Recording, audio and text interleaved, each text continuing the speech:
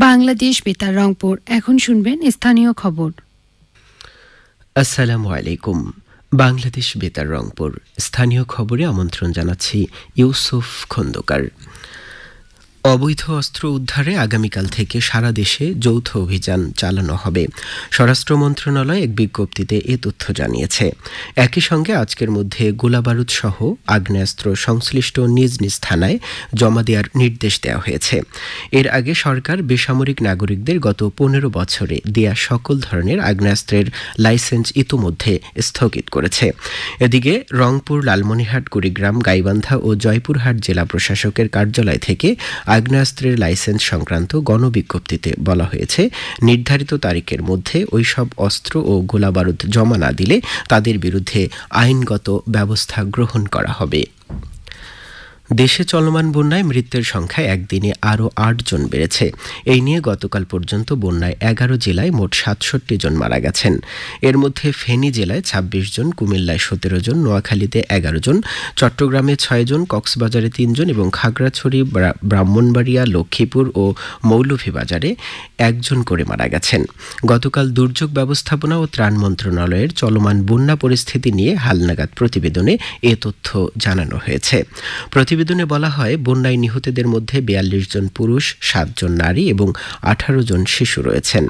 এতে বলা হয়, এখনও 6,05,767টি পরিবার পানিবন্দী রয়েছে। ক্ষতিগ্রস্ত মোট লোক সংখ্যা 51,08,202 জন। সার্বিক বন্যা পরিস্থিতি উন্নতি হওয়ায় লোকজন আশ্রয় কেন্দ্র থেকে নিজ নিজ বাড়িঘরে ফিরেছেন। বন্যায় 3,615টি আশ্রয় কেন্দ্রে 3,06,741 জন মানুষ এবং 32,830টি গবাদি প্রাণীকে আশ্রয় দেওয়া হয়েছে। এসব জেলায় বন্যায় ক্ষতিগ্রস্ত মানুষের চিকিৎসা সেবা দেওয়ার জন্য 472টি মেডিকেল টিম সার্বক্ষণিক দায়িত্ব পালন করছে।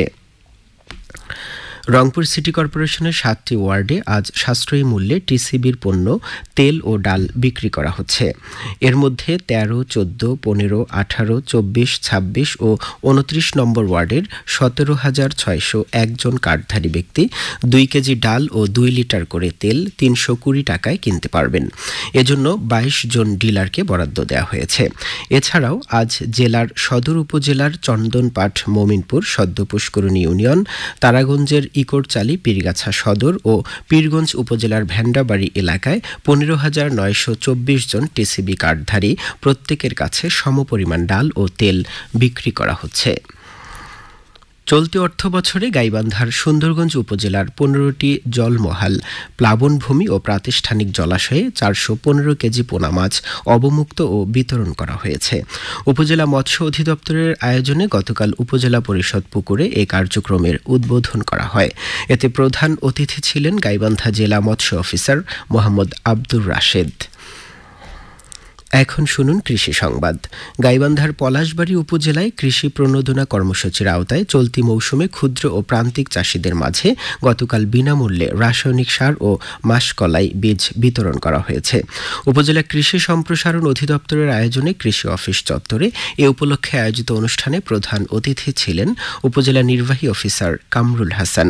উপজেলা কৃষি অফিস সূত্র জানিয়েছে, কর্মসূচির আওতায় 200 জন চাষির মাঝে প্রত্যেককে 15 কেজি করে বিভিন্ন রাসায়নিক সার ও 5 কেজি করে মাসকলাই বীজ বিনামূল্যে বিতরণ করা হয়। কুড়িগ্রামের রৌমারী উপজেলার টাপুরচর এলাকার বীর মুক্তিযোদ্ধা অবসরপ্রাপ্ত স্কুল শিক্ষক চাঁদ উল্লাহ গতকাল রাত 8:30টায় তাঁর টাপুরচরের নিজ বাসভবনে ইন্তেকাল করেছেন। ইন্না লিল্লাহি ওয়া ইন্না ইলাইহি রাজিউন। তিনি দীর্ঘদিন যাবৎ প্যারালাইসিস ও বার্ধক্যজনিত রোগে ভুগছিলেন।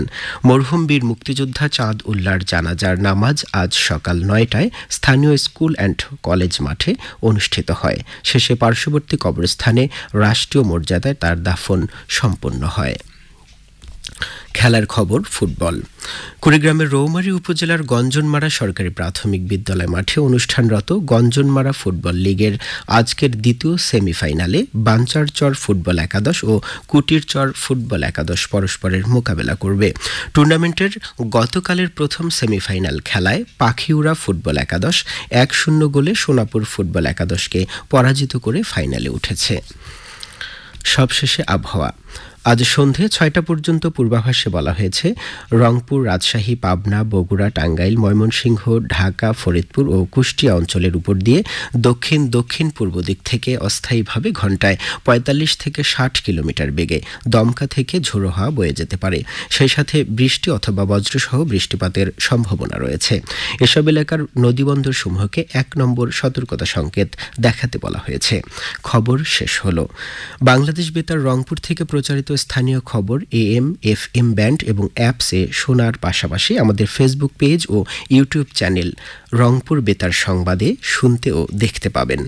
আমাদের পরবর্তী স্থানীয় খবর প্রচারিত হবে বেলা ২টা ৫ মিনিটে।